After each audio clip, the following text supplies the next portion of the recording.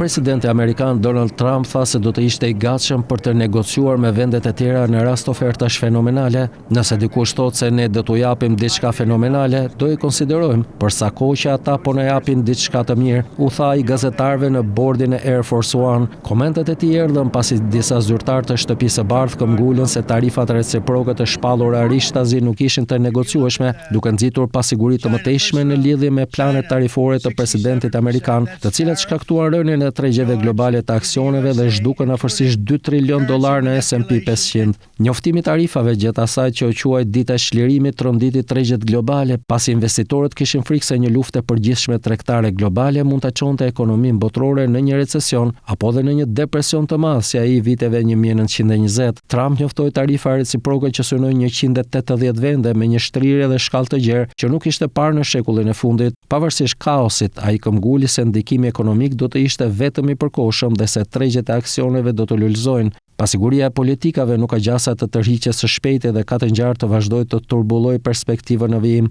duke dëmtuar si biznesin ashtu edhe ndjenjën e konsumatorit, duke e bërë gjithashtu të pamundur rrezikun e çmimit për pjesëmarrësit e tregut, shpjegojnë analistët. Ta mërkurën Trump njoftoi një tarif bazë për 10% për të gjitha shtetet me tarifa shtesë të importit për disa shtete specifike. Shtëpia e Bardhë konfirmoi se tarifat bazë për 10% do të hynin në fuqi më 5 prill, ndërsa taksat reciproke do të fillonin më 9 prill, duke lënë pak kohë për negociata. Tregjet e aksioneve amerikane posuan një shitje intensive të paparqe nga viti 2020 kur COVID-19 shkaktoi probleme në mbar botën dhe mbylli shumë biznese. Për më tepër, aksionet e prodhuesve të automjeteve vazhduan të vuanin nga ndikimi i tarifave pasi detyrimet e automjeteve 25% hyn në fuqi.